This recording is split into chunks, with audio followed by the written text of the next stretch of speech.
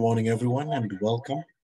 We'll be starting in about 3 minutes. So if you cannot hear me, just check that your audio is adjusted, the volume is right, so that then you can be able to follow with us. My name is David Osijeni. I will be your moderator today, and really excited to be here, really excited to have each and every one of you here. Welcome. So in about 2 minutes, we will be starting off. If you know someone who should be here and they're not, please welcome them, invite them, send them a message or call them and just let them know that we are starting now.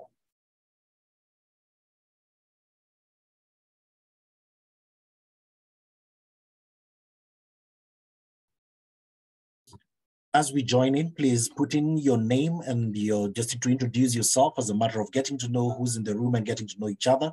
If you are interested, please put your name, the name of your business in the chat and what it is that your business does, just so that everyone can get to know who is here.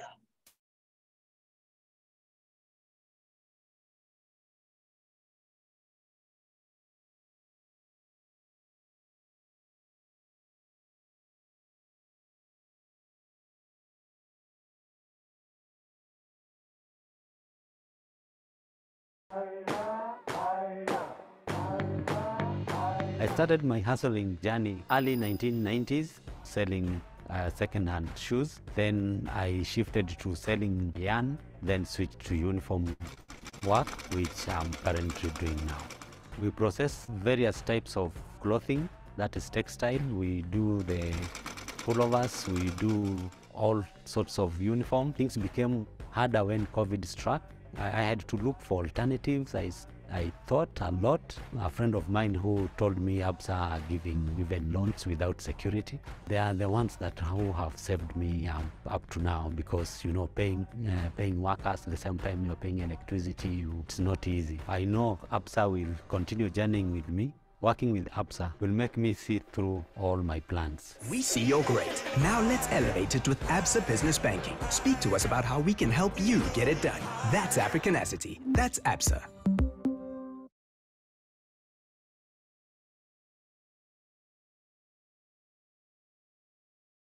Good morning, everyone, and welcome. It is wonderful to have you all here. It is now 10 o'clock.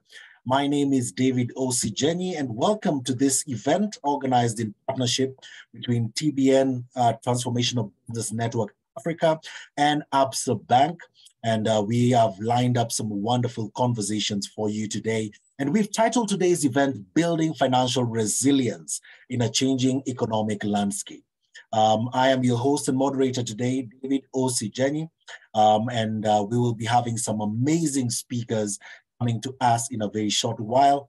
And we have some wonderful conversations lined up for you as we discuss how to build financial resilience in a changing economic landscape. Welcome all. For those that are just joining us, again, my name is David Osijeni. I am your moderator for today. And if you have not already done so, we are introducing ourselves in the chat, putting our name and the name of our business and a bit of what our business does, just a brief introduction in the chat so that other people that may be able to connect with you or may be looking for the services you're offering may be able to plug in. Again, I'm David Osijeni, and it's wonderful to have each and every one of you joining us here today. And at this moment, in a short while, I'll be inviting a representative from our host, one of our host organizations, that is Transformation of Business Network, to come up and just to introduce TBN and what it is that TBN does for those that are joining us for the very first time. But as we get into that, I know that we have some people here from Kenya and we have some people from Uganda. And if you are from any other country, also would like to know and recognize your presence. So if you are from KE, now we're going to do a very short poll here. If you're from KE, if you're from Kenya, just type in the chat KE. If you're from Uganda, just type in the chat UG. And if you are from another country, just type the prefix of your country name, the alpha prefix of your country in the chat, just so that we know which countries are represented here. And I'm now looking at the chat just to see what the representations are. I'm now looking at the chat. If you're from Kenya, just type in KE in the chat. If you're from Uganda, just type in UG in the chat. If you're from another country you're representing here, also just type in so that then we can be able to see is here with us. Thank you, Paul Odongo from UG, Audrey Wanjama from KE. And of course, now we've put up a chart, a poll there. So if you can see the poll, just enter the details. If you cannot see the poll, just go to the 3 dots on your Zoom screen and click in there your details. So if you are here, I know there are those who've already put in the chat. I can see Audrey, I can see Innocent from UG. I can see Audrey from Kenya, Grace from KE, Grace Jero. There's someone with the identity user from KE. Maybe if you're able to rename yourself, that would be wonderful so that we can know who you are. Harriet also from UG, Jeremy from KE, Melanie from KE, Josephine from Kenya, Doreen from Uganda, Gina from Kenya, JP from Kenya, John Ruth, Kamir from Kenya, and Joyce from Kenya as well, Josephine from Kenya, Doris, Dr. Morris, sorry, from Uganda. And I can see a number of us introducing ourselves in the chat. For those that are just joining us and maybe you didn't get the instruction, introduce yourself in the chat, who you are, your organization, and also what it is that your organization does. You may be able to connect with someone in the room today. So this is also not just a webinar, but also a networking event. So if you're here from another organization, you're welcome. My name is David Osi. I'm your moderator and host for today. And it's a wonderful honor to be here as we discuss building resilience in difficult economies, building financial resilience in a changing economic landscape. And this event is organized in partnership with Transformational Business Network Africa and Absa Bank, and we will be having some wonderful conversations here today. We have some speakers in the house, and I'll be introducing them in a short while. But before I introduce them, maybe I just have a representative from Transformational Business Network Africa introduce to us and welcome us to this session. Just introducing to us who is Transformational Business Network Africa and what does Transformational Business Network do. So I'll be inviting, I don't know if Derek is here or who will be speaking on behalf of Transformational Business Network. I can't immediately identify Derek's ID. So if someone else is here to introduce Transformational Business Network, please do so now. Again, welcome to this session. Derek, there you are. Thank you very much. I think I was looking for your name. Over to you, Derek. Karibu sana. Thank you so much, David. And I thank you very much, the 41 of us who have logged in today. Entrepreneurship is what we do, and I do understand that sometimes as an entrepreneur, setting aside even 1 or 2 minutes outside of your business, it might cause your business to collapse. But again, that's why we are here. That we help the entrepreneurs to put systems and structures in place that help them to have their businesses run when they are seeking for knowledge and seeking to network and seeking to be built and seeking for their capacity to be built so that they can function better in their businesses. Today,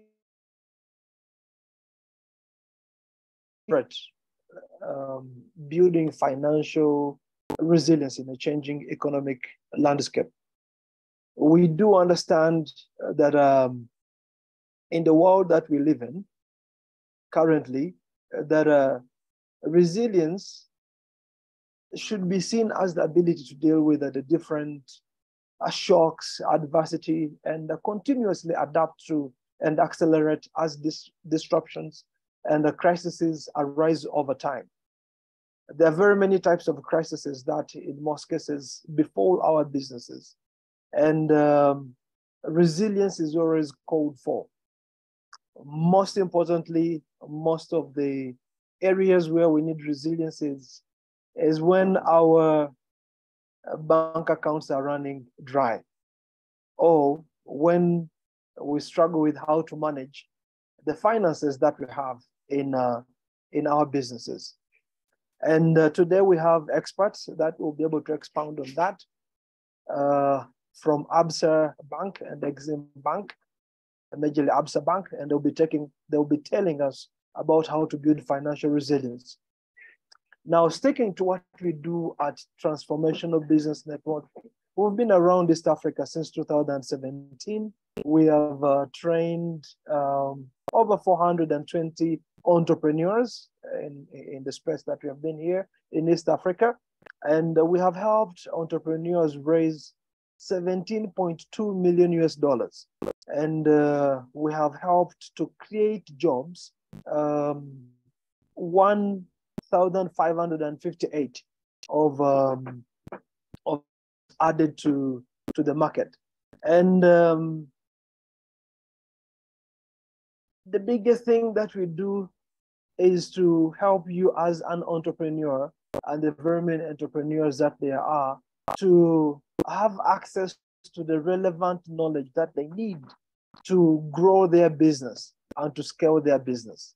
We do understand that as an entrepreneur, it's just one piece of information that you need that will help you to open your eyes to either a new market, to either a new idea.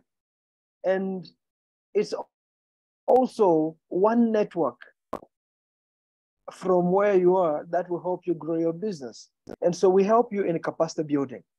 And such webinars form an avenue for availing information that you can use as an entrepreneur to build your capacity in building your business. But most importantly is if you have a need to raise capital for your business, that we will help connect you to the relevant funders that will boost your business with the capital that you need. That's why Absa, our trusted partner, is here with us on this call to share with us what they have and how you can access the capital that they have for you. But lastly, what we pride in so much is building an ecosystem that you as an entrepreneur can easily get all the help that you need, all the support that you need from the different entrepreneurs that are within our network. So we have such webinars monthly, and we also have what we call the Snack and Learn. These are group mentoring sessions that happen in our office in Kenya and our office in Uganda, where you as the entrepreneurs come to our office premises and you're able to meet with other entrepreneurs, you're able to meet with mentors, you're able to meet with coaches who offer you a lot of time and a lot of valuable information that you need in growing of your business. So I take this opportunity to welcome you to this webinar. Thank you so much. Karibu sana. Mwebale nnyo. Thank you. David, over to you. Thank you very much, Derek. It's wonderful to hear from you. Clearly, you're multilingual and a bit of a show off there. But hey, always glad to see you and hear you speak about this different conversations and what TBN is really passionate about. Now, looking at the polls, we can see that of the people in the room, we have 54% from Kenya and we have 46% from Uganda, and I'm only seeing that just about 13 people have filled in the poll. So if you cannot see the poll, please go to the poll more. We just want to know how how many of us are in the room from Kenya, from Uganda, and from any other country that might be represented. So if you cannot see the poll, just go to the poll and select poll, and then fill in the details right there. Again, if you're just joining us, we are introducing ourselves in the chat. Please give us your name, the name of your business, and what it is that you are doing. Just a brief of what it is that your business does. You never know who might be in the room that is looking for services that you are providing or supplying in this season. My name is David Osijenyi. I am your moderator and facilitator for the session today, and I'm really excited to be here as we have this conversation in celebration of Financial Resilience Month. We are talking about building financial resilience in a changing economic landscape. And this event is put together in partnership between Transformational Business Network Africa, TBN Africa, and Absa Bank, who are the financial partners today. And today we have various conversations that we have lined up for you about how you can position your business to remain resilient in this season. Again, this is in celebration of Financial Resilience Month, which is this month. So at this point, I'll invite our next speaker, who is going to be Susan Situma, and she's passionate about SMEs and partnering with leaders of organizations to position their financial institutions strategically for impact and especially the SME space. Susan Situma, introduce Absa Bank and what it is that Absa Bank does. Welcome, Susan. Thank you, and good morning to all who are joining us. Really privileged and honored to be here to speaking with entrepreneurs. For us, entrepreneurs are very critical because, especially here in Kenya, we see they form 98% of the enterprises, and they are the biggest employers. So really, we owe a lot of our own economic growth to them, and therefore, really excited to join you this morning from Absa Bank Kenya. As you've heard, my name is Susan Situma. I head SME banking, and within SME banking, definitely we support entrepreneurs across all their various needs, and I know we'll be getting into that conversation shortly with David. But for Absa Bank, we've been in what do you call it, in the African market for quite a bit. We are represented in 8 countries in Africa, and therefore really dedicated as a financial institution, supporting whether it's corporate banking, investment banking, institutional banking, asset finance, business banking, retail banking, literally having a host of all various financial solutions that we offer to business people, both businesses and individuals, and really looking to impact communities, the societies where we are represented. And our purpose really is to just build Africa's tomorrow, one story at a time together. So in that respect, we are really excited to be working in the various markets. I do know even as TBN works with Exim, who we have today in the forum, we also are represented in Uganda, and looking forward to exciting announcements there actually later this next month as part of the various propositions that they're offering to support enterprises, and looking forward to the conversation that we shall have this morning. So thank you, TBN, for allowing us to partner with you to support entrepreneurs. Thank you, David. Thank you very much, Susan. And we'll be definitely having some more conversation around what it is that Absa Bank is doing in this space. Now, we have yet another representative of financial institution. We have here Francis Mulero of Exim Bank in Uganda. And I just want to invite Francis right now, also very passionate about SME banking and banking for SMEs, or financial solutions for SMEs. Francis, welcome to the stage. And I just want to give you this chance to introduce who is Exim Bank and what is it that Exim Bank is doing for SMEs. You want to unmute, Francis?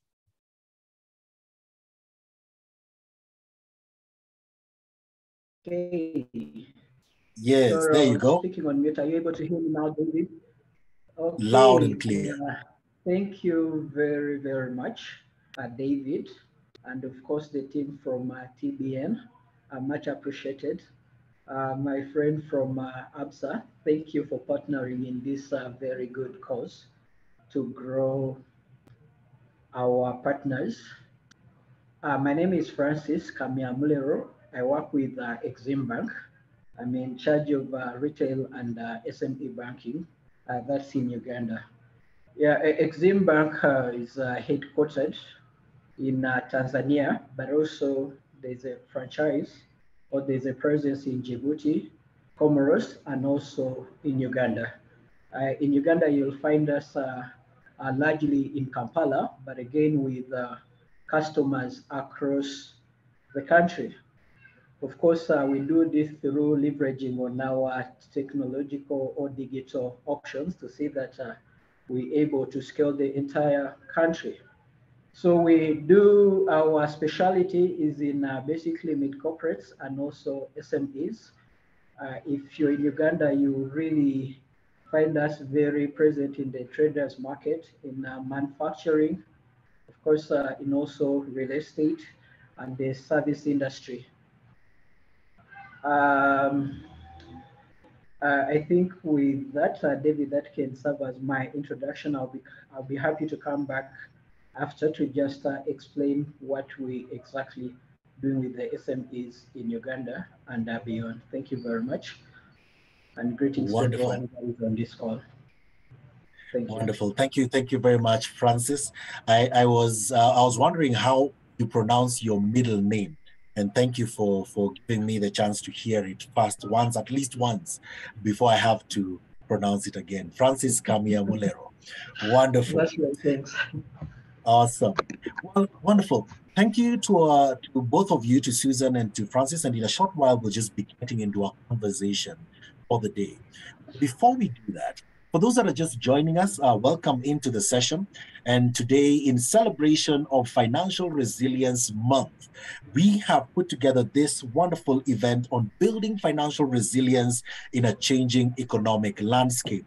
And we have representatives from Absa Bank Kenya and Exim Bank Uganda to just have this conversation with us. This event is in partnership with TBN Africa, Transformation of Business Network Africa. And the idea is to partner with the like-minded partners to then be able to offer valuable insights and valuable information for businesses in this part of the world. Now, volatile, uncertain, complex, and ambiguous. VUCA is something that has been used to describe doing business in Africa and really in the globe today. And as the world becomes a global village, how do we as business owners and business leaders come together to really, or how do we as business owners and business leaders ensure that our businesses are sustainable and resilient? One of the areas where our businesses are likely to face challenges is in the financial space. And as the economic landscape is becoming even more of VUCA, how do we ensure that our businesses are remaining resilient and sustainable, able to thrive and to grow globally? And to have this conversation with us, we have two financial experts, two people in the banking sector that are really passionate about working with SMEs. Now, before we introduce them, I just want to invite those that have not introduced themselves in the chat by putting your name, the name of your business, and a brief about what your business does so that other people can get to know. Please do so in the chat if you have not already done so that other business people in the room can be able to see that you're there and be able to engage with you either today or at a later date. We say that in this webinars, we are also networking business people, and so we're glad that you could be able to join us today. Now, I'll first introduce the gentleman who just spoke, and he is passionate about doing business with SMEs, as you have heard him speak and introduce. He says that his career is really, is a person in economics with a large bias to financial research. And he is committed to really understanding what are some of the things that we can do as businesses and as partners in the financial space to equip our businesses in Africa to grow more. It is said that SMEs contribute almost 80 to 90% of the jobs in the marketplace today. So how do we then ensure that we remain relevant in that space? And this is none other than our most recent speaker, Francis Kamia-Mulero, head of retail and SME banking at Exim Bank, Uganda. Let's welcome Francis. Francis, you can turn on your video. Joining him in this conversation is none other than the person who introduced Absa Bank. This is none other than Susan Situma. She calls herself an inclusive business leader in the SME and business bank. She's an SME and business banking specialist. She's passionate about gender finance. She's a strategist. She's a developer. She's a speaker. She's also the chair of the Women Network Forum at Absa Bank. She says, as a SME business banking specialist, she helps CEOs in the financial services sector to increase their competitiveness and to deliver results. Ladies and gentlemen, please help me welcome Susan Situma. Awesome. So these wonderful people will be joining me in having this, some conversation. In fact, they'll be our experts today in this conversation that we are having. And I'll be guiding the conversation as we discuss.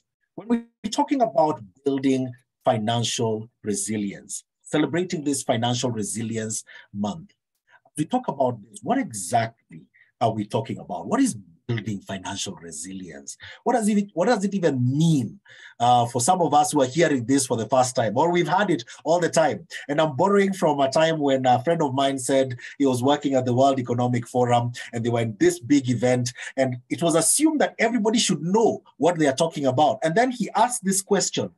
And once the question has been answered, everyone around him was tapping him on the back and saying, thank you for asking that question. We've been in this space and we've never known the meaning of that. So just to start us off, when we talk about financial resilience, what are we referring to? What do we mean? What are we talking about? And maybe we can start with Susan just to get the ball rolling. Thank you, David. Once again, good morning, and really excited to join you and have this conversation. Very passionate about SMEs and the topic for the day, building financial resilience. And I like the way David has put it, that sometimes we use big words and we assume everybody understands what we are talking about, only for them not to even have, sort of like an idea. For me, business resilience is really that ability to be able to bounce back. It doesn't mean that sort of like having shock absorbers for your business. And I'm sure you totally understand that as entrepreneurs, having gone through COVID over the last 2-3 years and just seeing how business was disrupted and somehow you didn't even have a plan B. And now you realize that plan B can actually be your resilience, that measure that you have put in place to make sure that should something like that happen again that will shake up your business, that you actually have built some muscles to be able to continue to drive the business. So for me, that's what it means, David, in very simple language. Yeah. So, and of course, COVID showed us some dust. And it is said that some of the things we're experiencing right now are probably now is when we are beginning to feel the full impact of not doing business properly for almost a whole year. I don't know what your thoughts are about this, Francis. When you think about financial resilience, what are your thoughts on this? Thank you very much, David and Susan. Just to add on what Susan just did mention, you see, I keep reminding my staff and also customers that I get an opportunity to meet that a business is just, I mean, the life of a business is just like a person. Yeah, I'm sure some of us have children, and within our children, we know that maybe this son of mine called Mark is more resilient. Say, if the weather is very harsh, at least I'm sure I'll not need to look for money to take them to hospital. Yeah, so same thing. When it comes to businesses, we need to put ourselves in a position where we can still survive or at least bounce back when certain shocks come in play. These refer to both the anticipated and the unanticipated. Yeah, my friend Susan did allude to COVID. How many businesses bounced back after COVID? That is a question that we should be asking ourselves. Why is it that some businesses bounced back and some went down? Yeah. So having gotten or learned some lessons from what happened in COVID, we the business owners, we need to really leverage that knowledge, those key learnings, to see that we prepare ourselves for that, for the shocks that will come, because this will always live with us. Yeah, remember where we thought that now we're going to hit the ground running, all these COVID restrictions have been rolled back. Before we knew, there we had Russia and Ukraine. Yes, and then we saw supply chains being, disrupted. We had to deal with other challenges.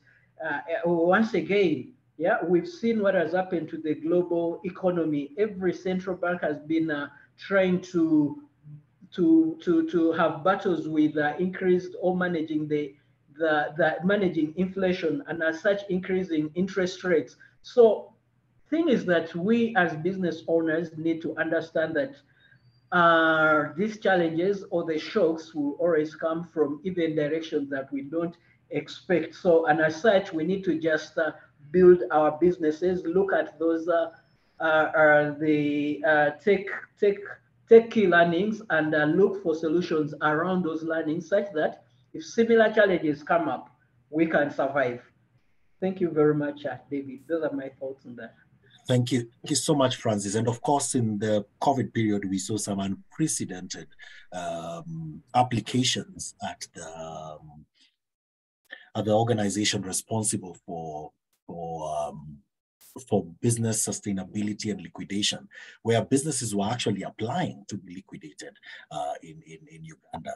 And of course, we saw businesses shut down in this part of the world. And sometimes just looking at the signages on doors that are now shut is just a reminder of just how difficult times have been and how difficult times are yet to be. And speaking about resilience, of course, as we talk about Financial Resilience Month and speaking about building resilience for the business, we can't build resilience if there are no shocks. So, of course, we know what has already happened, but what is happening in the economic landscape now that business owners or business leaders need to be aware of so that they can prepare accordingly? Susan, you want to start on that? Yeah, sure. And I think Francis has definitely alluded to some of what is happening economically, and not just affecting us in Africa, but globally, so to speak, when you think about the Russia and Ukraine situation and how that has interrupted different supply chains across the world. I mean, I was just talking to one of our clients yesterday. He runs a big hardware store, and he's having to now deal with paying his suppliers cash. And he always used to have 7 days of credit, but because of the way the dollar rates have gone up and there's shortage of dollars in the market, suppliers are also having to rethink how they have to do business. I mean, in Kenya, we now see that even the way in which we pay for our oil is in Kenya shillings now, and the government has negotiated with the government of Dubai on how we are going to have our oil imported. So you do see the news And somehow as an SME, you need to bring it closer to you to say, what does it mean for me as an entrepreneur?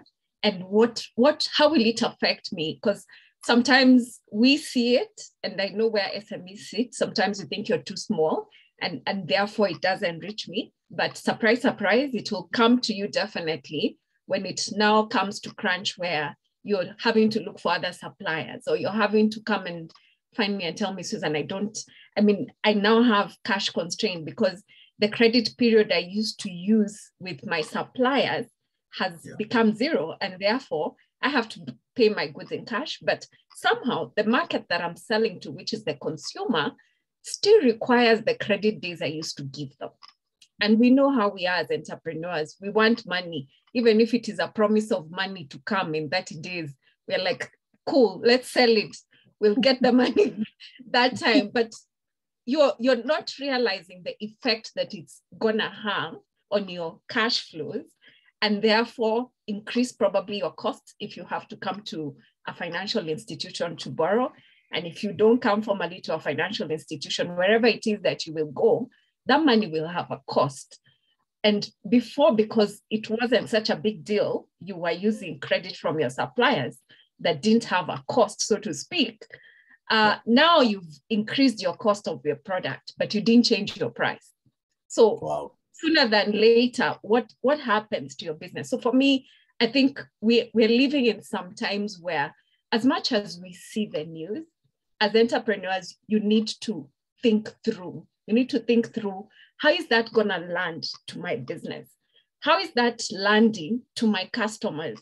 Because it affects your customers as well, in the same environment. And therefore you need to be thinking of how do I do? What do I do? You know, I remember when COVID hit us, and one of the interesting things that happened is, businesses somehow, you were not probably opening shop because of the lockdowns that were there. And therefore, we actually didn't think, you being a landlord, you're going to get affected by COVID. I mean, how do you get affected? There are people living in my place. But guess what? That landlord now had issues of rent arrears and people who are renegotiating their rent. So for every situation that we see out there, I think economically, we need to come back and ask, as a business owner, as an entrepreneur, how does that affect me? And how do I get out of it? I think for me, that's what is important as a conversation that entrepreneurs need to be thinking about as they see the different economic effects. I mean, we're seeing in Kenya an increase in bad debts, you know. What does that mean? It talks about the cost of living that has gone up, and therefore it has a ripple effect on all aspects of the economy. Doesn't matter the sector, so to speak. So I think for me, that's what I see, and what entrepreneurs should be thinking of as they see what is happening around us. Yeah. Thank you so much, Susan, as you start us on that conversation, of course, giving the landscape as it is in Kenya, but also just giving us that perspective of what entrepreneurs, or the mindset of entrepreneurs, need to be approaching this with. I don't know what your thoughts are, Francis, on entrepreneur preparedness and what you're seeing in the landscape in Uganda. Thank you, David and Susan. Picking on from the conversation for Susan, I mean, it starts with awareness, knowing that the ground is shifting quite a bit, I would say. The ground is shifting.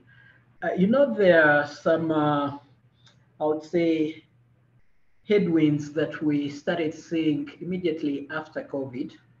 Yeah. And probably the unfortunate thing about it, and this is not to be very pessimistic, many of them seem to still be with us. So we need to just be aware. And like Susan did explain this, yes, some of the things, yes, they are happening globally, but ultimately they trickle to our doorsteps or our counters if you're to be observant. The unfortunate thing is many of our SMEs never keep record of how their financials or commercials are responding to these shocks, but that's probably a story for another day. But yes, you need to appreciate that if this has not reached your counters or it's not being reflected on your statements, then it's just a matter of time it's going to be there. So realizing that, yes, these shocks are with us, the environment is a bit hostile, then you need to come up with, it's time to make decisions.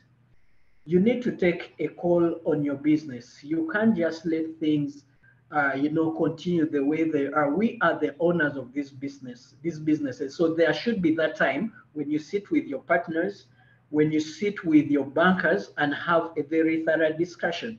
For example, if say due to the disruption of the supply chains, your trade cycle has increased. The time that you take to receive these goods from, say, China has increased. And here you are having a facility with your bank that has considered a cycle of 90 days. This is the time to have a discussion with your bankers and say, you know, my cycle is no longer, say, 75 days. It's probably about 120 days. Can you have that modification or restructure my facility if I'm going to survive? Because if you shy away from that discussion, you're going to be trapped. You're going to choke the business. Yes, then also we need to appreciate that there are so many ways of getting money into our business. Yes, you can grow the sales arm of it, but also you can save, you can cut on cost. Yeah, here in Kampala or in Uganda, I've seen some of the traders relocating from the CBD, going to the outskirts just to manage the rental cost. Yes, you just don't want to, if your sales have gone down and the rent remains the same, what does that mean? It means you're going to use your capital to pay your landlord. He will remain a happy man, while for you it will be a matter of time before you really, your light goes off. So if you realize that really the joy is decreasing, you need to go and meet your landlord and tell them, look here, my sales are now constrained because of ABCD. Yes, I want to stay in business. Can we have a discussion on how much I'm spending on my rent? And if probably they don't understand you as a business, you may have to look for another location. Then, in terms of resilience, you as a business, if you close your eye on what your competition is doing, you you have very little time to remain in that business. Sometimes I remind my colleagues that maybe you don't need to reinvent the wheel. Some people do the thinking. Some of your competition has invested a lot in R&D. Yes, so if you know that A is, you're looking at the same market, and you're looking at the same market, buying from the same place, the same vendors, but of course, you know that they have better skill than you, they have better sales than you. If you see them doing something, why don't you, just see the rationale of what they are doing? Can it give you any benefit? So watch your competition, see what they are doing, and learn one or two things from them. The other thing, maybe, David, lastly, I would like to say for entrepreneurs, very, very importantly, even when all things are not working out, you need to have a very trusted partner. You need to have a bank that understands you. We've seen some of our customers, yes, they are struggling, but every time you see they're not probably coming through on their facilities as they used to do before. But even if you invite them to talk, they'll shy away from the discussion. Even when they appear, they don't disclose. So here you're looking at a patient who has gone to a doctor, and the doctor is asking critical questions for the doctor to do the right diagnosis, but the patient is giving wrong information. What will happen? The patient will die. Thank you very much, David. Francis, thank you so much for that. And you've really taken us into an aspect of knowing. And some of the things you're talking about, you can only begin to have that conversation if you even know there's a problem. And sometimes it looks like our business leaders don't know.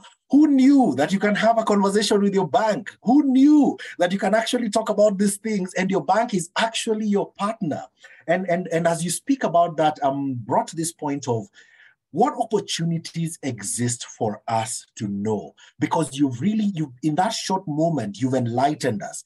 But man, some of our business people are thinking, this information, where can I get this information? And maybe Susan, you can take us, how do we get to know what Francis is talking about? How do we get to know that these things are available to us? Yeah, and I think Francis has touched on a very good sort of example of our bodies, Yeah. And I always say for our bodies, when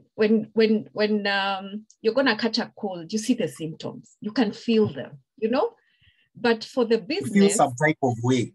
Exactly, you feel it. You will start sneezing, you feel something. But for the business, unfortunately, for me, I always say it's the records, it's the financial statements that will tell you, am I about to catch a cold? And what do I take for this cold?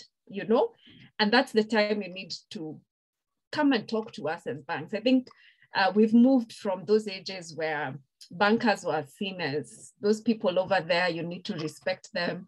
They will not come out from their glass office, they'll just be there. And you need to sort of like remove your shoes before you get in. We've moved from there, literally. I think for me, and I like the way banking has evolved to be able to serve everyone, Yeah. and you can come with any question. I think when I think about us at Absa, our interventions for entrepreneurs are not just financial. We now do non-financial services. So when I think about how we support entrepreneurs, we support entrepreneurs across 4 pillars. So there is the access to finance, which is what they know.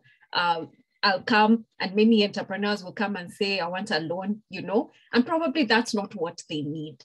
So under that access finance pillar, we'll start with a conversation of, is it a current account that you need?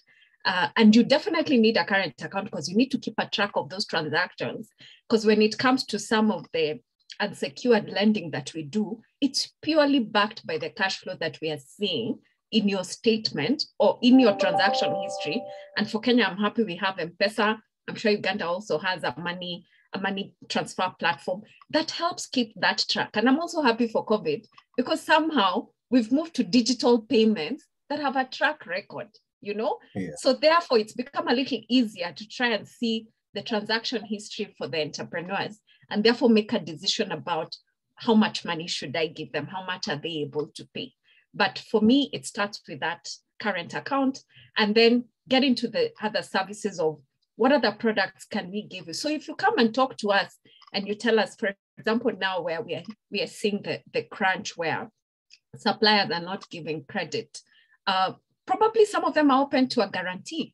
And if you give them a guarantee backed by a bank, it means that they have confidence in you being able to pay them at the time that you will pay them. Otherwise, they can call on the guarantee. And therefore, you can come for a guarantee. And we do offer them. I think a lot of FMCG companies actually use that for giving credit to some of their clients. And therefore, those are some of the things you can actually come to us and you just talk, just have a normal conversation where this is what I'm thinking, or this is what I'm experiencing in my business. How do I get support? It could be an issue where, and I've seen a lot of entrepreneurs, they don't like annoying their clients by collecting debts, and yet they're having their money. And then they're coming to us for money from the bank to fill the hole of the money that is sitting with one of their debtors who they're holding, like, please, I don't want to go and annoy them. But to be honest, you probably need to get somebody who can be able to collect that debt, because you also need to be thinking about, how do I save the cost of getting money from a bank when my money is out here sitting with a debtor? So we have, for me, it's so important for us to have that holistic conversation where we understand you fully. so that, like Francis has said, we understand what's the cure, what can we give you, you know, as advice that will help your business grow. There's also insurance, and we finance insurance, premium finance. I'm not sure there is something right now that as a bank we have not thought of innovating to support an entrepreneur grow their business. So that's access to finance. The other pillar we support is in capacity building, mentoring, coaching, training. And we've evolved where we are supporting entrepreneurs with not just information around how do I get a financial statement, how do I interpret it, how do I keep my records. We are also discussing digital marketing in this new era where you can't just sit and wait for somebody to walk through your door at the store. You've got to think about how else am I getting to my target audience? And we support entrepreneurs understand that. And we've run various trainings, whether it's with Facebook, with WhatsApp, you know, to figure out as an entrepreneur, how do you position yourself to still be able to drive your business despite your circumstances.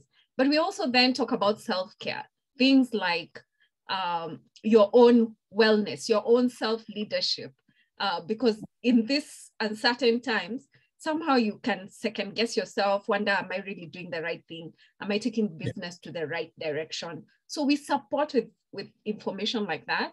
And I know one of the topics we are covering tomorrow through our training series is how to formalize your business. And for Kenya, we've invited the registrar to actually talk about the process, talk about the reason why you should formalize your business, and the reason why there are studies that have actually shown that if you formalize your business, you have a better chance of having a business that will last longer, as opposed to if you remain informal. There's a way in which I like saying there's a difference between a come we stay marriage and one where we've legalized, you know, there's some tie that forces you to work on it, you know? So we have that pillar where we also do mentorship and coaching for women entrepreneurs. And then we also have a pillar for access to information. And here we also network and come together with associations, whether it is the chambers of commerce, whether it's the associations for manufacturers. You know, different sectors have associations that give information to business owners. And it's so important for a business owner to join one of them, because only then will you know how is your, Francis says you don't need to reinvent the wheel. Have a look on your side and see what is your other business competitor doing. And this is, some of those associations help give you that landscape of what's happening, how can you advocate for some of the government interventions that are probably hurting you as a sector in your business in a formal way, in a way in which it's organized. I think for me, it's so important. And we help entrepreneurs join such forums. And we also curate those conversations, whether it's with the different county governments in your areas, where you can then be able to have conversations of whether they're introducing new taxation that doesn't favor your business, you know, or what opportunities they're opening up for you. And then the last pillar we work under is access to markets. And here we've partnered with corporates who are really looking to increase SMEs in their ecosystem, but also increase women who are suppliers in their ecosystem. And therefore we connect them. We have also a very good partner that we've worked in for the last 6 years, International Trade Center. They support access to international markets. So they've mapped the opportunity in the international market, and they're saying they work with you the journey of preparing you to go to the international market. So for me, come to us, you just don't know. We've evolved in such a way that it's not just about funding, it's about building an entrepreneur holistically, because we know that entrepreneur who has a sort of like a 3D view on their business, including themselves, has a better chance of succeeding than if you just focus on selling only. No, you've got to really have your eyes out there to create that resilience for your business. Yeah. Thanks. Thank you for that, Susan. Francis, I know Exim Bank has some initiatives directed specifically, also has some initiatives directed specifically to SMEs. Maybe you could share with us what those are in Uganda and in the region. Okay, thank you very much, David. Not to belabor what Susan has submitted, because you see, like I did give the entrepreneur as a trick. You need to look at what competition is doing. You also do. So, so if you come down here in the market, uh, many of the solutions that Susan has mentioned available, but critical for me is it starts with starting that relationship. Yes, starting that relationship. Yes, for accounts we do have the current accounts, even savings accounts, but several of them depending on what your need is. Yes, we have that. And beauty is with the developments that you see in the industry, for you to start a relationship or to benefit from some of the benefits that banks do give, you sometimes don't need to look for the branch. Yes, online you will get Exim Bank, that is on Twitter, Facebook, even WhatsApp, and you call on the support that you need. Yeah, but also knowing that we are dealing with businesses that are unique in their own right. You see, what is different from business banking is that every business is unique in its own way. You can't have a solution that fits all to say that, okay, I have this product, everyone should fit under that. No, businesses are unique. We want to listen to you, ask the questions such that we give you financing that is structured to really grow your business. And for this, we have on all our touch points, even online, we have dedicated relationship managers. These are well trained. They have very big portfolios of businesses that they are managing. And with that, it also comes with experience because you see, you're going to contact one of these guys and they'll tell you in terms of manufacturing, I have probably 50 of them. So that means they have lessons that they can share with you. When really they will speak from a point of knowing. So as you get in contact with us, as much as possible, try to ask for a dedicated relationship manager so that they can even come on ground, yeah, to really study your environment, look at inspect your books, and also advise you in terms of say your visibility and all those other things. Businesses need all that information. Yes. Then also, very importantly, we know many of the businesses now, in a way, they work for stretched hours, and yet since COVID, many of these banks or many of us want to close at 5. But if you go in the traders market, even at 8, you're going to find that traders still doing business. Question is, after selling, where are they keeping that money? Are they going with it in? Are they keeping it in their safes? Are the safes really safe? Yes, we've had incidents where the market has, where one of our very known marketeers burnt, and then you see traders really crying, talking big money. They've burnt all my capital. Yes, but we have what we call cash deposit machines, and these are at various locations within. This means after you've done your sales, be it a public holiday or a Sunday, you can look out for this to do your deposits, and the credits are instant. Yeah, then we also have a very robust internet banking system. You see, I think times have changed so much. Now you don't really need to board a taxi or to fuel your car to look for Exim Bank to do a withdrawal. So you can just get online, you make all your payments, do your business seamlessly. This will help you, it will give you convenience, but also it's going to help you to cut cost. Yeah, then also knowing that some of the main or some of the major issues that SM is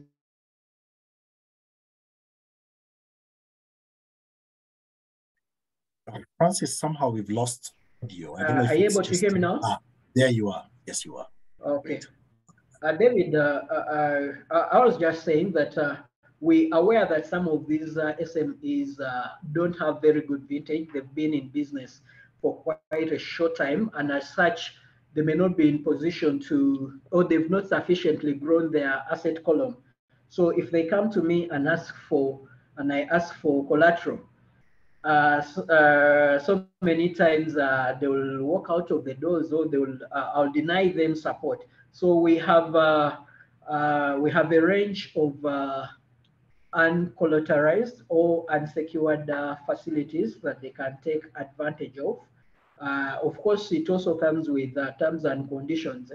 Susan again mentioned that if you're keeping records and all those other things, that is important. That is another way of growing your goodwill, because you're not gonna just walk in and tell me, for me, I can do sales, and then I give you money. No, it didn't work that way. you should have clear records. You should be doing your banking right, and you should have very good understanding of your business. So we have this, and they're waiting for you. And where they are probably very big security, very big financial requirements, we sometimes partner with insurance companies to see how they cover your security shortfall. Yeah, and that way we shall not miss out on the opportunity to grow your business. Yeah, we do also have partnerships with insurance companies because, David, we do appreciate that while we struggle to make our businesses safe or stay or keep them alive, even our souls, we need to stay alive. Our families need to be, taken care of. If they need treatment, we need to be in position to afford treatment. Oftentimes, if things are not good with our own health or our families, there is no way we shall give the right focus to our businesses. So we also arrange insurance through our insurance partners for you. And for big premiums where your business, they want to fork out or to touch your working capital to take care of just these requirements, we also have insurance premium financing. This we want to do for you. And as probably to conclude, I know several of if you read reports to do with SMEs, many of them are also in the agriculture sector. We also working on several work streams to see how best we can support the businesses in that sector. Of course, aware of the risks. We want to see how to make it easy for them to get financing with us. So thank you very much, David. Thank you for that. What we can give to our entrepreneurs. Thank you very much for a very elaborate breakdown of the services you offer at Exim Bank. Now, for our participants, in a short while, I'll be opening the floor for some questions. And you've heard what Absa Bank can do. You've heard what Exim Bank can do for you. And I just want to open the floor for some questions in a short while. But before we do that, Francis has pushed us into the conversation of technology and digital. And he's told us what Exim is doing in that space. And I'm curious, Susan, what are some of the things that are happening in Absa Bank around technology and digital? And maybe even as you speak into that, what is the future of SME banking at your bank? Susan. Okay, so I hope you can hear me well. I see some network stability, and that's the future. Now we are on the internet. It's really technology, so to speak. And I think for me, like I was alluding earlier, COVID has really fast-tracked for us what technology and digital can actually do for us as business owners to take advantage of, and even for us as we support entrepreneurs. And I do know some of the solutions that we definitely have are our mobile banking platforms, our online banking platforms, like Francis has alluded to, where entrepreneurs can conveniently at any time make payments, queue payments, make salary payments. For us here in Kenya, you can also pay your employees through M-Pesa directly from your bank account, right? And therefore giving you that convenience where you don't need to be thinking, where do I need to go to make that kind of payment? And we've gone a step further, where even for the customers that require trade-related facilities, we have a trade platform where they can actually go in, apply for a letter of credit, apply for the guarantee that I was talking about earlier, and it comes directly to us and we're able to process it without having a touch point where you need to physically come to the bank. So, and I'm glad that governments have also enabled digital signatures, you know, and that therefore with and as banks, we also take email indemnities, where if you send us an email, then we're able to act on those instructions as your instructions, right? And I think the other thing we've really made sure is that the platforms are secure. We've done penetration testing, so we can vouch for them. And once a transaction is on the bank side, then should there be a loss or something, then the onus is on the bank to make sure that whatever you have shared is actually safe, and the liability is actually then coming to us. Francis here has talked about the cash deposit taking machines, you know, and we have those ones as well installed on the customer premises, where if, for example, you run a very busy supermarket or a very busy petrol station and there's a lot of cash you're receiving, that becomes almost like your safe custody. But as you bank the money in that machine, it automatically is reflecting in your bank account and the liability remains on the bank. But that's just not it, because I think for us, we are also thinking, how do we take care of our customers in this environment? So some of the other things we're also thinking about is whether platforms that can be able to do Forex transfers. So for Absa, we have a Novo FX platform where you're able to actually send your money to China in 5 minutes, 7 minutes. It converts the rate that you've agreed or shows you a rate. And those platforms, to be honest, have enabled us to be able to give our customers faster, easier, better service than where they needed to walk before. But it doesn't take away the fact that if you still want to walk there and talk to someone and present instructions, that you can still do that. But for me, that's what I see. I see a future where you can be able to sort of like, and the good thing is with the track record, and I alluded to it earlier, now we have SMEs sort of having some form of track, which can also help them sort of have a trend analysis. If they're able to go through that data and see, oh, at this time of the month, I'm normally down.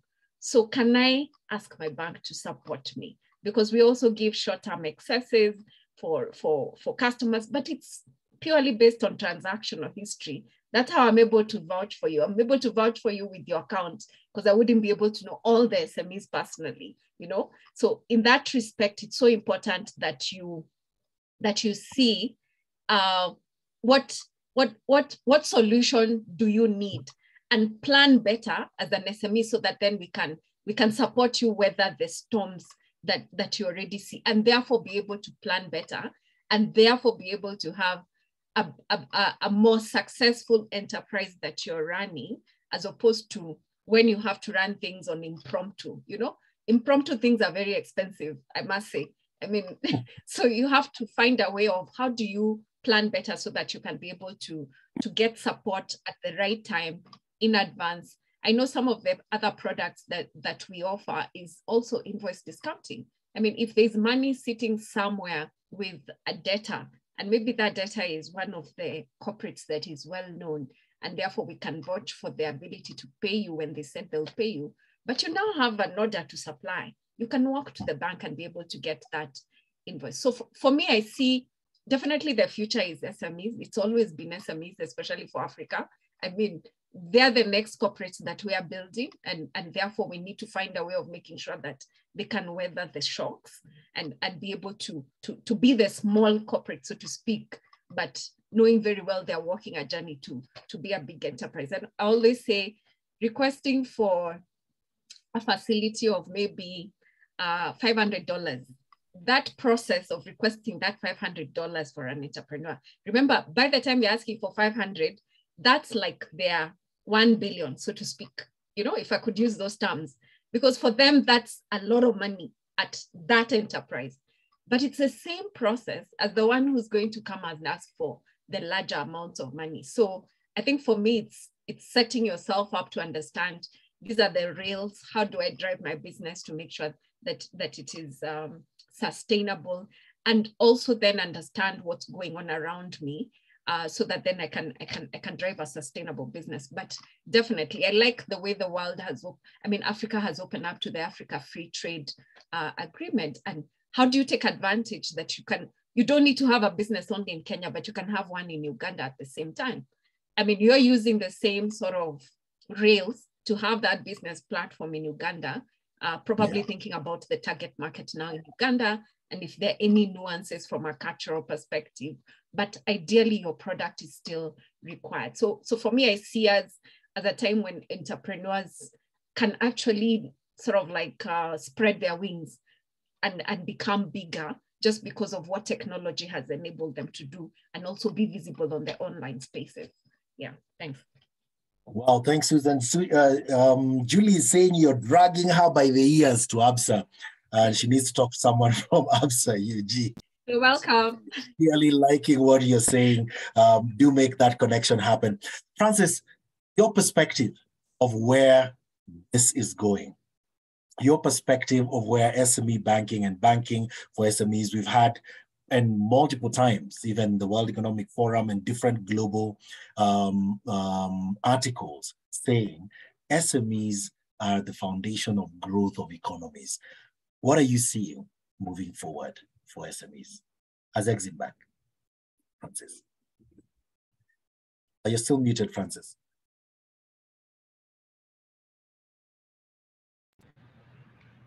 I think David, Susan has put it very well.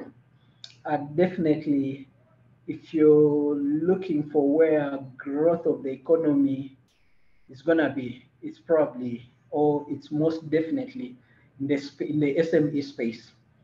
Yes, because they have the numbers, and I would say the rate at which these come up on a daily is very phenomenal.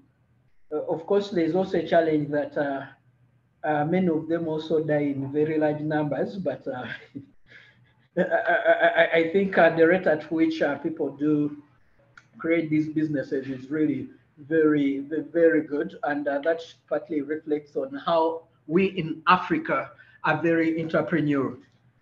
But ideally, for the SMEs to see the growth that they're looking for, most definitely they have to scale. And in the environment that we operate in, oftentimes it's very difficult to scale if you're not thinking of alternative ways of growing yourselves. For now, I see many SMEs also investing a lot in digital. I've seen them set up digital sales platforms. Some of them have even folded the brick and mortar and driven sales online.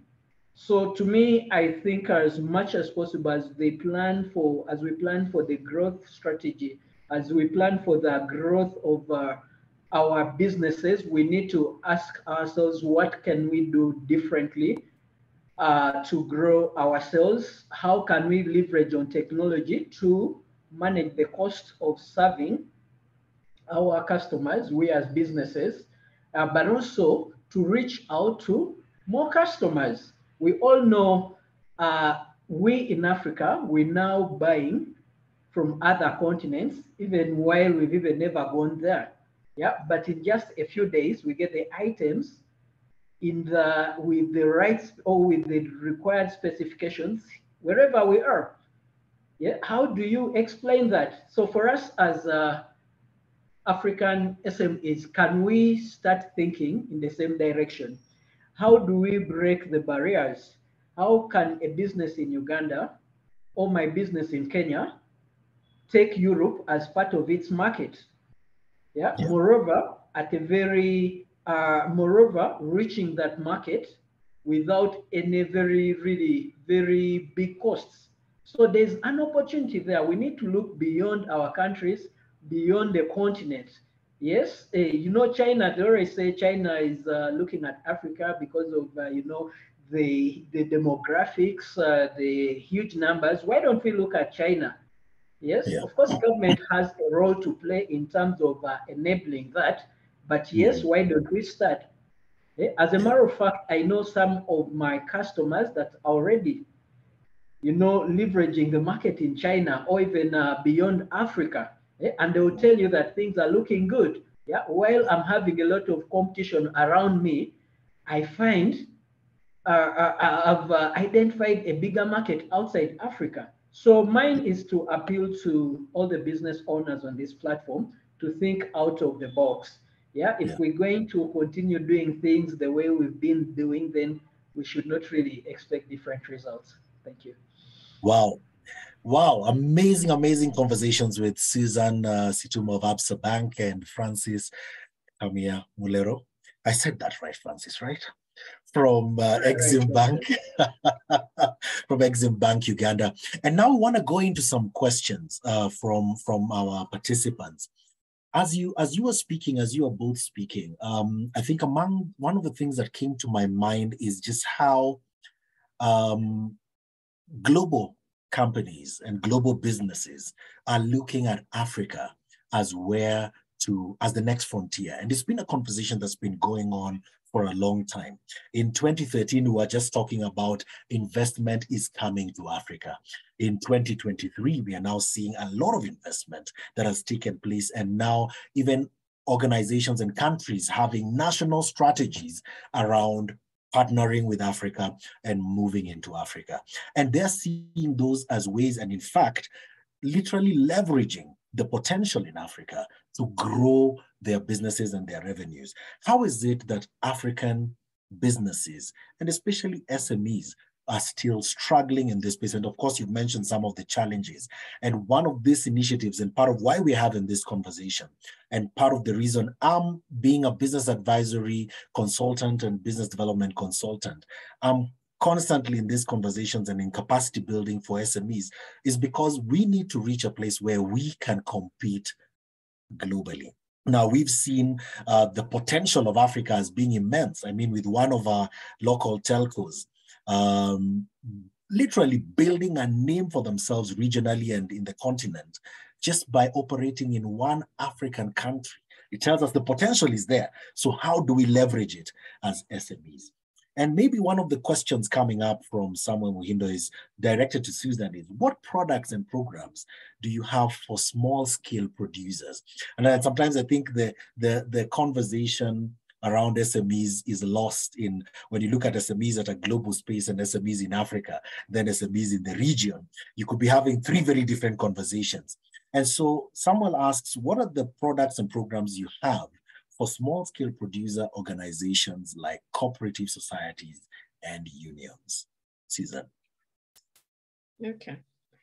I think a great question, and you've raised some very great points around, how SMEs need to think about their competitiveness in light of global organizations looking to Africa as the next frontier. And for me, even before I get into the question of how we are supporting small scale producers, I think what's important is how are you as an SME preparing yourself to be that enterprise that they will find attractive, right? And the answer is in this conversation we're having today around resilience, because it's about how do I put in place the right structures that somebody who does not know me will find me attractive. You know, I don't need to explain too much, but if they come in, they'll find I have structures in place. I am keeping my employees engaged and happy. I'm thinking about their welfare, which is important for international labor organizations. I'm having conversations around, I know my worth as an enterprise, you know, and you can only know your worth if you understand your financial statements and understand your balance sheet well, you know, so that then you can be able to say, this is the value of my company, and this is the value that it will present to this quote unquote investor who is now willing to come to my to come and support my organization, so that you do not undersell yourself, because that's a conversation as well that is going on. If you don't know your worth, you end up giving away your enterprise that you really worked so hard to build, just because you didn't know how to probably even negotiate for better terms. And therefore, I would definitely be investing as an entrepreneur in how I upskill myself in all these areas, that I'm able to talk with certainty about who I am as an entrepreneur, not who I am as Susan, but who I am as Susan Enterprises, and the value that I'm bringing to the table to attract people. And also then figuring out who is that I would want to attract, because you can't just be to anyone, so to speak. You've got to have your value system where you're saying, this is the kind of enterprise I would also want to attract to me, because this is my objective, or the reason why I started my enterprise is to fulfill this need in the society. And therefore, I do not want that convoluted, so to speak. So there's a lot that goes into that thinking. And I'm hoping that entrepreneurs are really taking advantage of the various interventions for capacity building, whether it's be with TBN or ourselves with partners, that are really looking collectively to see how do they build your capacity to be able to have those conversations for the future of your enterprise, that you definitely don't want to build just for yourself, but also build for your children, your children's children, as an enterprise. So that's one of the things that really went through my mind, David, as you were speaking, because it's a big thing to have that conversation of the future is Africa, but then are we ready? Are we ready? And do we know what we want? Or will we just get anything to get by? I don't think that's the way we should settle. We should know what we want and demand what we want, because we know we are worth it. I think for small enterprises, we're really working with them. And I know we work with various partners. I did talk about ITC earlier, and in how one of the conversations we have with them is supporting entrepreneurs know where to export their produce, and they've mapped sort of like, they have a trade map for globally of where your produce would probably be required. But I know for cooperatives, it's an aggregator, and therefore they already can find a way of making sure that they're getting you a good price and knowing where to market your product. But we also give capacity building as a result, right? We have partners like TechnoServe, because we do have an agribusiness within business banking at Absa, where we're able to have conversations with exporters. Personally, I'm a trainer as well for export readiness for entrepreneurs. If TBN would like to call on me to support, happy to. I've been trained by ITC on how to help entrepreneurs think about export readiness. Where do you start? What is required for you to think about as you start walking that journey? So we have different sort of interventions depending on where you are. And if you walk to any of our branches, we'll be able to tell you what's fit for you based on where you are, that we can be able to walk. But I can tell you, we are doing a lot of capacity building to support you be able to handle more and be able to have a lot more information about where you can access even information that will help you build your enterprise. Yeah, thanks. You're on mute. Thank you very much for that, Susan. Thank you. Thank you so much for that. I think close to that one is whether products, in terms of somebody had asked a question about whether both Absa and Exim Bank have products for PNFPs in the health that want to increase their resources and become more sustainable. Maybe Francis can answer this one. And I don't know if it's clear, Francis. It was a question from Paul. David, if you could just, what are PNFPs? Just to make it maybe clear Paul, maybe Paul, you can mute and just clarify and talk about PNFPs in health. Odongo?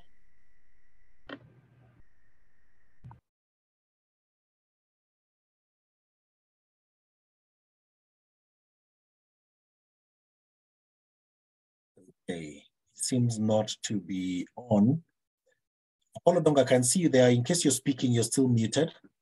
Or maybe just to clarify your question on PNFPs in health. Yes, there you are.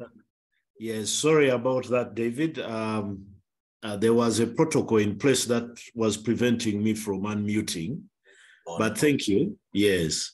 PNFP stands for private not-for-profit organizations. Yeah. Okay. Yeah. Specifically in health, huh? Correct. Correct. All right. Thank you. Thank you for that. Francis, I don't know if you have any products for not-for-profit organizations. Clarification. David, I hope I'm audible. Yes, you are. Okay. Typically, when it comes to financing, many financial institutions will may not scale when it comes to not-for-profit, and this is for the simple reason that sometimes it's not clear, or you may not be in position to define how you intend to pay. Yes, but that said, or coming to Exim, what we do, while we have no specific program currently to finance those, there is a lot of financial support that we can give. For example, we have currently launched an account. This is a current account, basically to support the non-profit organizations, and this facility is available to you at no ledger fees, because we recognize the role you're playing in the communities. Yes, so in that case, we don't want to charge you for the services that we do give. So for now, as Exim Bank, what we have as an anchor product in terms of communities or non-profit organizations is that kind of current account where we're saying we're giving back to you. We want to receive your funds. We want to enable your payments and all that free of charge. Thank you. Awesome. Thank you so much for that. There's another question for Susan, and Susan here, Wesley, is asking, Absa take over an NPA facility from another bank and restructure it for a longer tenure? And maybe you could also, as you answer that, you could speak on the PNFPs just in case. Yeah. So, I mean, I'm with Francis there on PNFPs, because you've got to have something that's income generating, yeah, that is then stable, and maybe you've created it as a way of sustaining the non-profit, yeah, and therefore, if that then is driving sufficient cash flows that are not then tied to a specific donor, because I do know the donors that support the organization also put conditions that they do not want their money utilized to pay loan facilities, and therefore we are not able to go against their wish, knowing how you have been constituted. But then if you already have probably a different income generating activity, then we can be able to work together to see how we can support you, because we do have long-term facilities, or maybe you've invested and therefore you want to unlock some cash, maybe you're getting rental income. We can do equity release, so to speak, and therefore support you in growth. But it's got to be something that's then not encumbered with the support that you're getting from donors that are then supporting the organization to grow. That's on PNFPs. I think the other question that you then had was on, David, just remind me, sorry. Sorry, you're on mute. Can Absa take over a NPA facility? Oh yes, I get that. Another bank structure. So we are governed by central bank regulations for sure. And I'm sure all countries have a central bank that determines what we call facilities that are then in arrears. I think in Kenya we have CRB, the Credit Reference Bureau, where we reference facilities that are not doing well. We would have to understand the circumstances to see. I mean, normally we say, if Francis here, who is my colleague in banking, has given you a facility, that should be your first point of call if you want to restructure.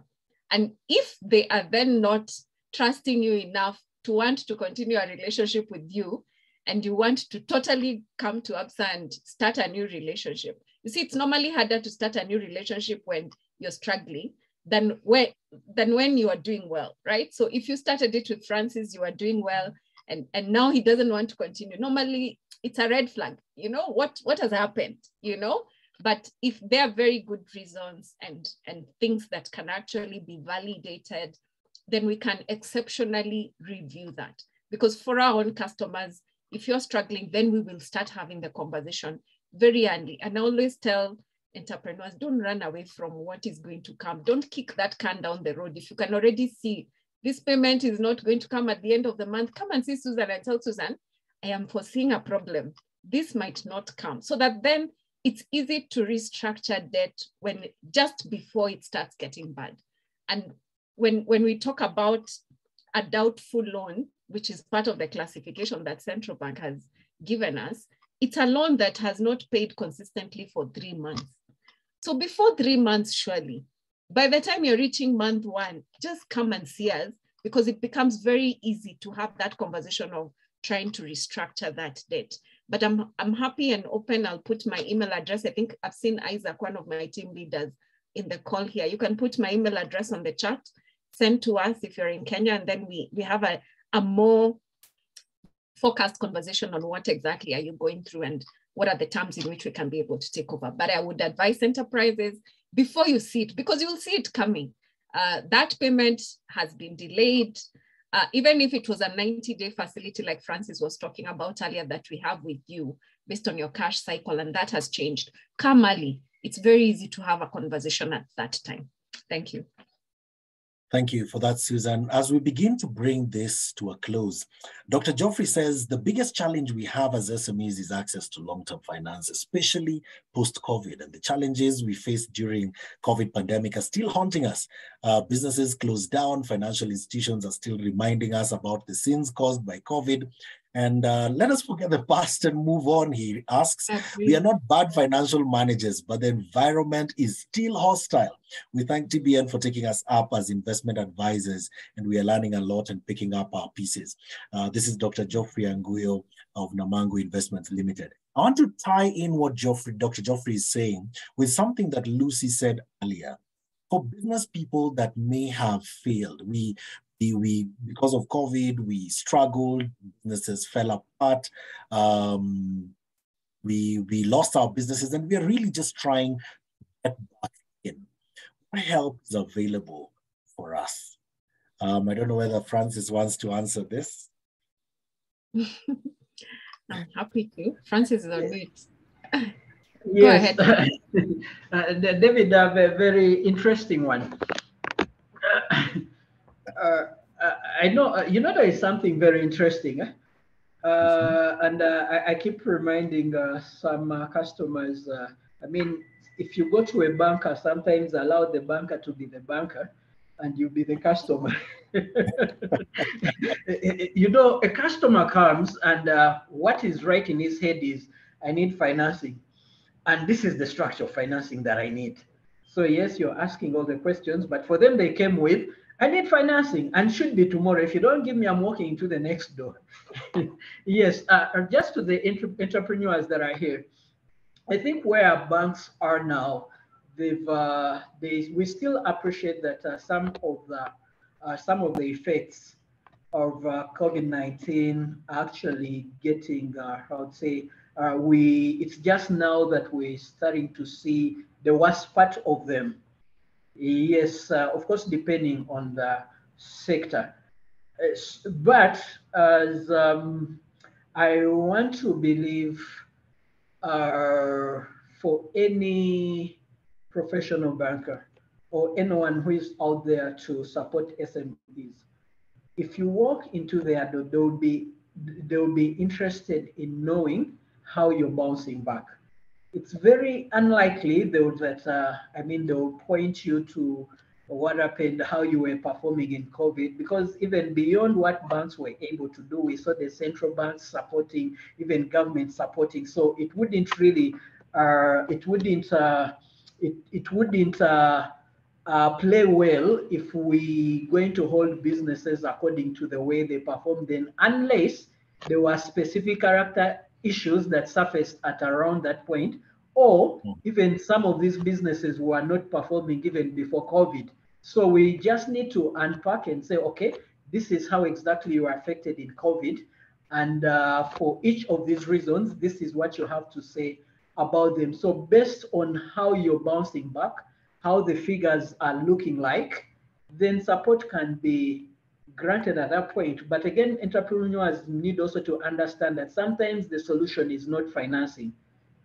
Yes, I may need to look at your plan of growth or your plan of recovery.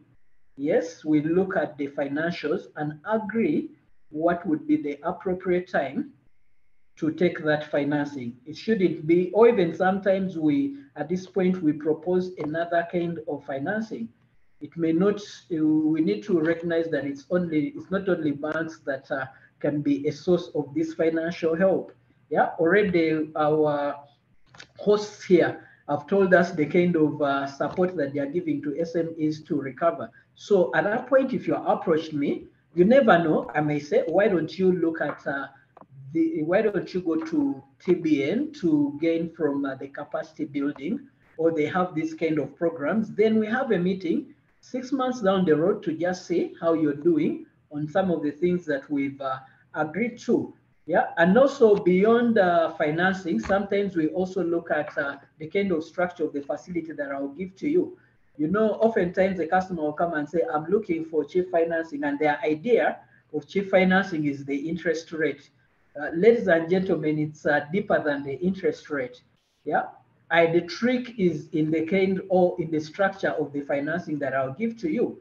Where I'm supposed to give you a short term, if I give you a long term, then I'm piling a burden on the business. So you've come for a long term, you're talking about 5 years, but I'm telling you, from what I see, from the discussion, your problem is just short term. So this should do well for you. And after these months, the business should have time to breathe. I just need to unlock probably this container for you. Then that way you'll have the goods to sell.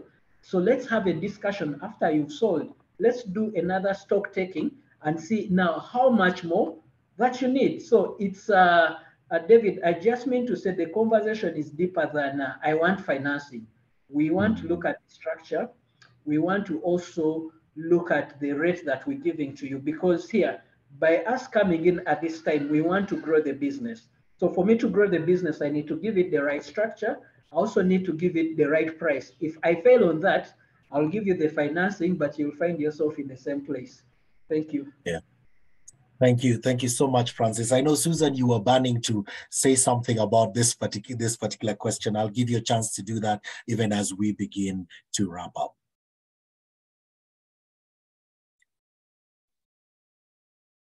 Should I go?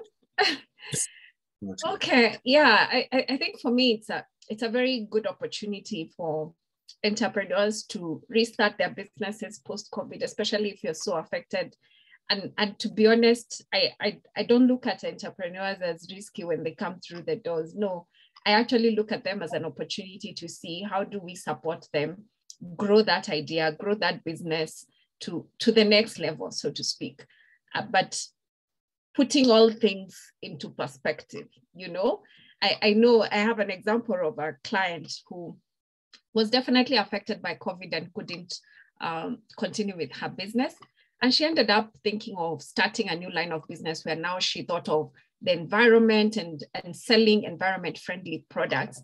And therefore, she's working with one of the big corporates, Unilever, in supporting them with sort of like environment-friendly manufacturing products, you know, some of the products that they use, some of the bottles and all that.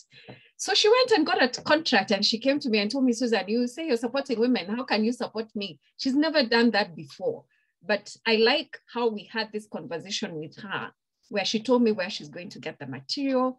It was a corporate that she was going to get the material from. And interestingly, we could have a conversation about that corporate and their credibility, you know? And because Unilever agreed to also give her a contract, that also assured me of the fact that she would get paid. So despite her having to restart, having a totally new thing that she's doing, she showed me she can actually perform on the contract she's been given by Unilever. And as a result, I gave her money, and now she's doing more and more of that as a result of having this conversation where we tie up where I see the risk and how she's mitigating that risk to give me comfort that actually this is going to go on well. So she thanks me later now based on that conversation. But like I said, it's just a conversation. Come, let us have a discussion. I see those who are asking about our agribusiness products. I've seen Neddy has shared my email address on the chat. Feel free, email me or share your email address so that then we can send some information out to you. But we are definitely here to see how do we start better with you, with all the different capacity buildings and partnerships that we are building, even with TBN, to help you understand our products better, help you understand what we require so that you prepare better and start putting things in order so that then you can get support to grow. So thanks, David. Thank you so much, Susan. Well, in 5 minutes, we'll be closing this down. And so I'm just gonna take some closing remarks from our two speakers. Really just a one-liner of your parting shot. What would you say to our entrepreneurs today? And I know I can already see or foresee a series loading of us having this conversation again. But what would be your parting shot to our entrepreneurs, even as we wrap this up? For the questions that we've not been able to answer, we will be able to collect them. We'll send them to our speakers and we will send the responses to you. So if we have your email, if you registered, we already have your email details. If you have not registered, please put your email, or if you're not sure that you registered, please put your email in the chat. We will share with you the responses for all the questions that have been raised today to your email. Okay, so parting shot. Let's start with Francis and then we'll close with Susan. Okay, David, to our entrepreneurs here, I know we've dealt so much about the headwinds, but let's not forget that there are also very good tailwinds. In 2023, there is a lot of opportunity that we should be ready to grab. Yes, already as a plus, we all remember how business was in 2021, 2022 with the restrictions. To see that now you can open your shop and also put your goods out there or your services, that is a plus. And there, of course, beyond that, in terms of if you look at the seasons, those are the guys in the entrepreneurs in agriculture looking at the seasons. We've had a bit of good rains coming through, so that will directly impact or cause, and the effect will be that the inflation has started to go down, so the rates probably will also be dropping. They'll be dropping as we go on. So let's remain aware of the environment. When we sense any positive trend within the environment, let's just position ourselves to see how we can leverage and take advantage of the opportunities that grow our businesses. For us at Exim, this is what we do on a daily. Please walk into our doors, go online and contact us. We want to hear your story. And I can guarantee you, we shall provide you a solution that fits. We want you to grow, because if you grow, we shall also grow as a bank. Thank you very much.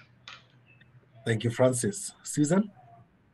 Yeah, I think for me, it's for entrepreneurs in Africa, really, it's your time.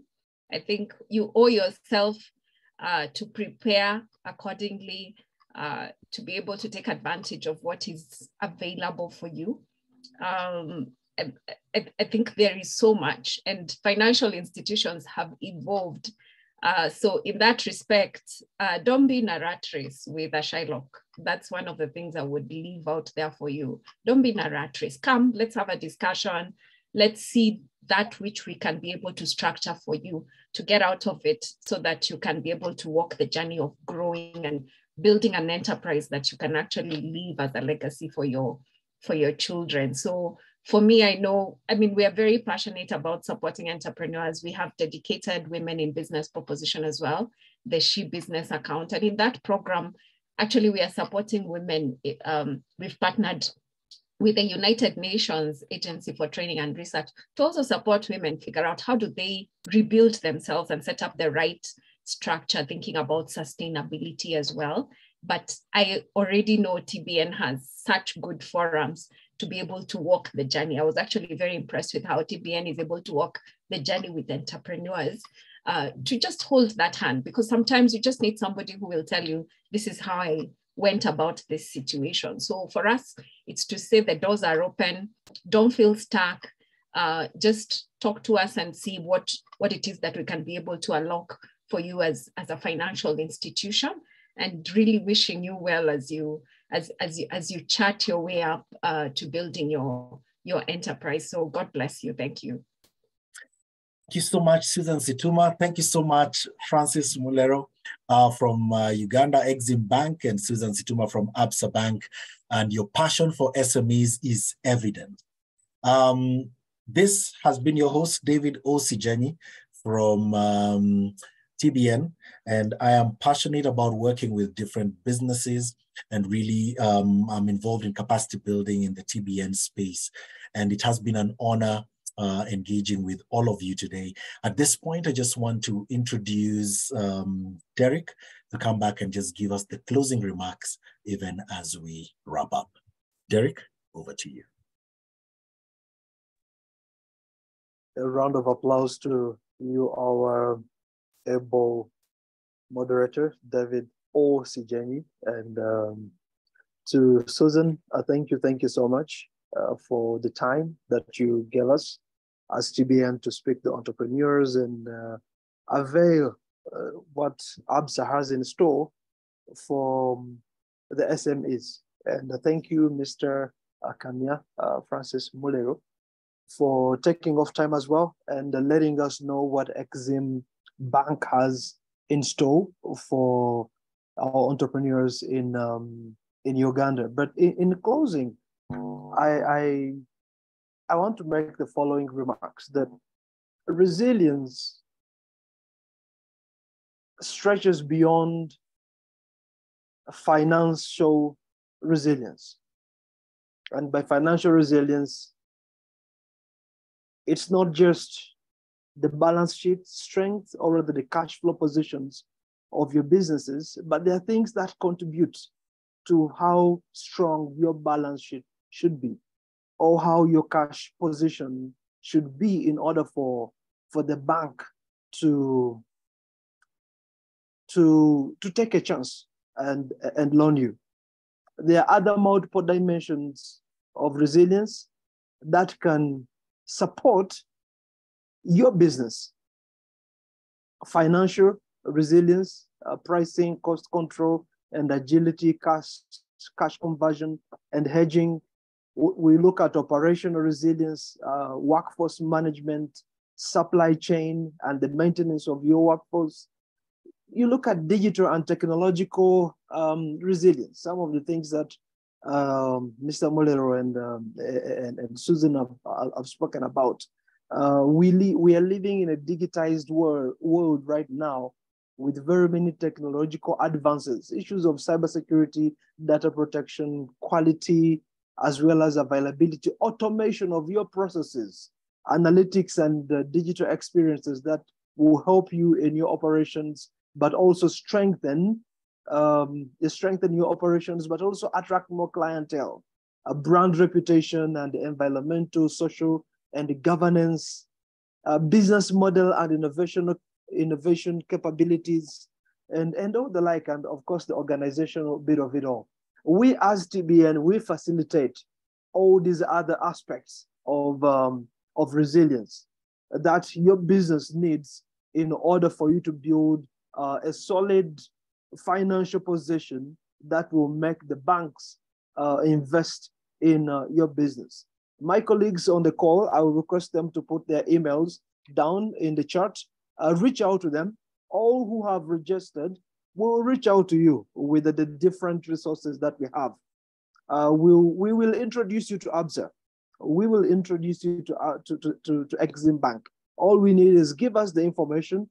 Our team members will reach out to you, and they will help you get the financial assistance that your business needs. And if you have not yet been part of our program, we have cohorts that are running. Come and learn about how to build resilience in your business. Thank you so much. Thank you. Asante sana. Thank you for coming. We wish you all the best in your businesses. Over to you, David. Thank you. Thank you so much, Derek, and thank you so much, everyone, for being here. Without you, this would not have been a success. And we just want to say thank you so much for honoring the invitation and for being here. Thank you for engaging. Thank you for plugging in.